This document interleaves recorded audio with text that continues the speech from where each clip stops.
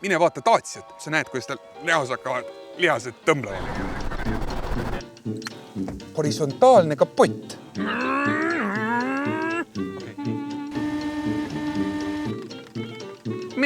Jättes kindlalt ratastel püsiva sõiduki mulje.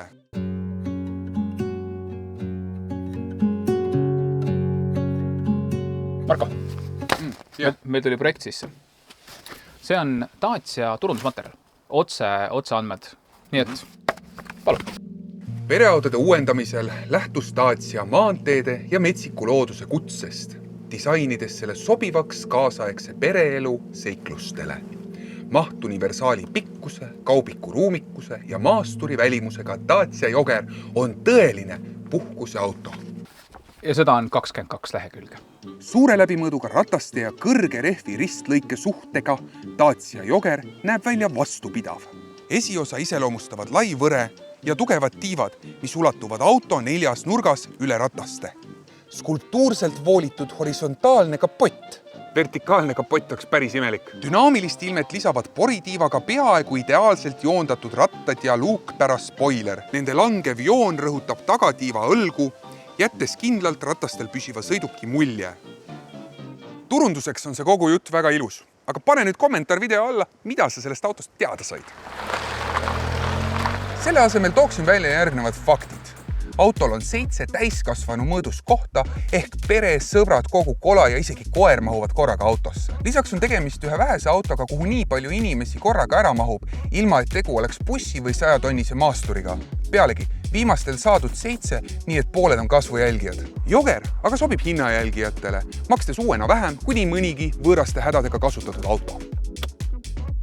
Dacia on täis ka nutikaid lahendusi, näiteks natukene naljakalt toimiv, kuid juhtmevaba Android-auto, püsikiiruse hoidja, mis kahjuks ei ole pikki vahet hoidev, üks nupp siit ülesse, 2 nuppu siit ja istme tuleb välja. Ning tähikuga aktiveeritavad katuseraamid.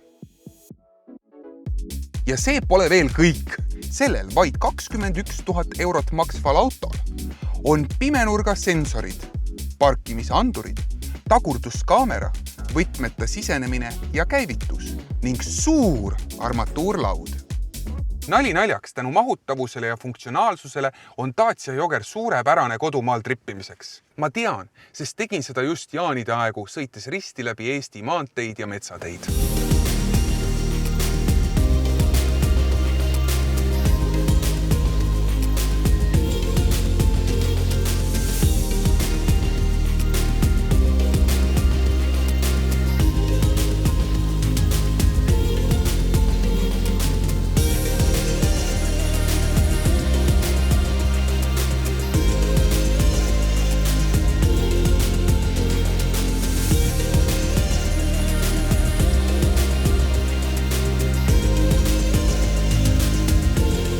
Maanteel saab rehvi müra võrrelda teiste keskklassi autodega.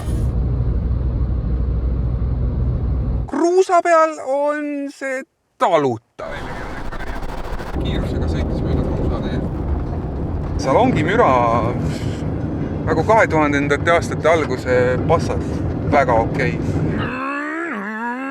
Jogger pole kindlasti ideaalne auto.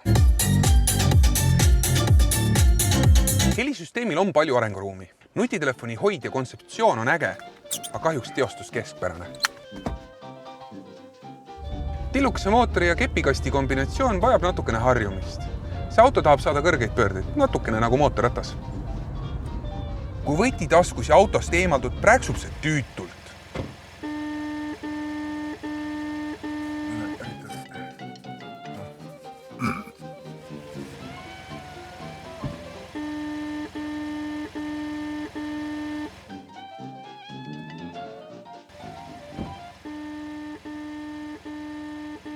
Ilkuda ja vigiseda saab lõputult, aga hinnasilti vaadates Ainukene tegelik mööndus on neliveo puudumine, mis teeks sellest ideaalse auto neile, kellele Duster tundub liialt väike. Kui keskmisele uue auto ostjale öelda, et mine vaata Daciat, siis tegelikult sa näed, kuidas tal näos hakkavad lihased tõmblema.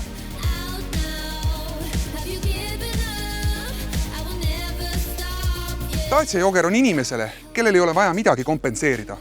See on transpordivahend, mis viib siit punktist A punkti B, ilma et sa peaksid vahepeal noore pere laenu võtma. Video alla kogusime hunniku teiste väljaannete tutvustusi ja ülevaateid, autot saad osta ABC või City Motorsist ning video aitasid teostada Dacia maaletooja ning Must Post OÜ. Tarbige targalt ja ärge herneid linna toppige.